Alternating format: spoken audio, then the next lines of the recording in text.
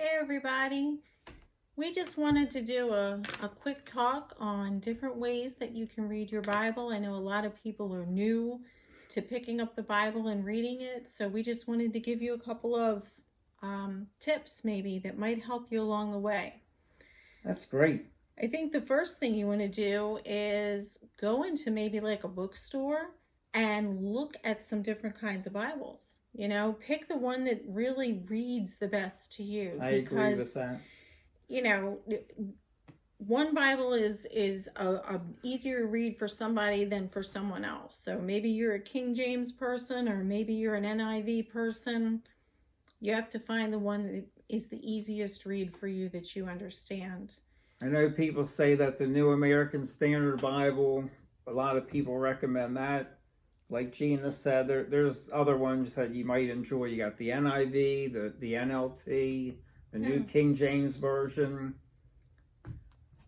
Yeah, there's study Bibles that Study have Bibles. tabs. Yeah, find something that is easy to understand. And as soon as we got started, this hit me. How do you read your Bible?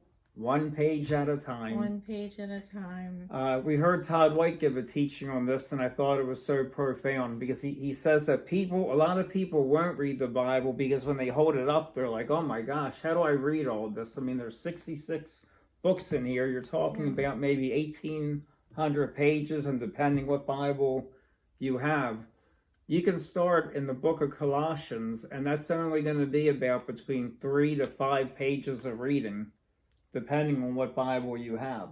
Right. It's 4 chapters in the book of Colossians. You could read that and spend hours just reading that over and over again, staying in that. That's one way that you could read the Bible, is just picking some stuff in the New Testament of just small books where you don't feel overwhelmed. Yes. I personally like the book of John. Papa Doug likes the book of John. It's like my favorite. So that's where I would start. But it just depends, because the idea is you want to understand what you're reading and you want to take your time and really digest it. I love highlighters. I have a bunch of different color highlighters, and I like to highlight things that are really speaking to me, that I want to remember, that I want to be able to turn the page and see that it's already highlighted for me.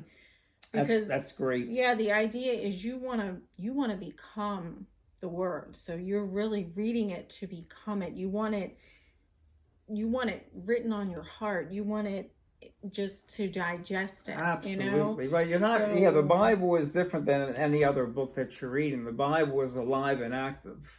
It is. It's the living word. It's living. So when you're reading that, you're reading it in a different way than you're just reading any other book that you would read. I know my sister says she likes reading she'll start in the book of Genesis, which is the first book of the Bible, and she enjoys reading from Genesis all the way to the book of Revelation, which is the last book in the New Testament. That's a wonderful way as well. There's no wrong way to read your Bible. The key is that we just want to get you started in reading it and finding a way that works good for you. Absolutely. If you are going to go from Genesis to Revelation and any other one we're doing, whether you're starting in the book of John, or I always try to tell people, if you're a new believer, start in the New Testament and start in Matthew. Read the 4 Gospels: Matthew, Mark, Luke, and John. But I love what Gina said about the highlighter. If you do like starting in Genesis and go all the way to Revelation and then start back again, have a highlighter with you. Yep. Because every time you read the Bible, there's going to be something in there that you did not see from the last time you read it, and it'll stick out to you, and you could highlight that and go back to it. Yes. And how would you like to wrap that up, Steve? I just wanted to also mention there are books like my Bible is a large print Bible. Yeah, this is called Super Giant Print. Super Giant Print. So it might be difficult for you with your vision to read maybe in the evening. With the average Bible that has very small kind of faint print, this is nice, bold. I love this. It's perfect for me. And I love it. And when I highlight, everything's so clear, and it works for me really well. But also I wanted to point out you have the Dake Study Bible. Dake Study Bible. So then you have study Bibles and Bibles with commentaries, right, which really help. You know.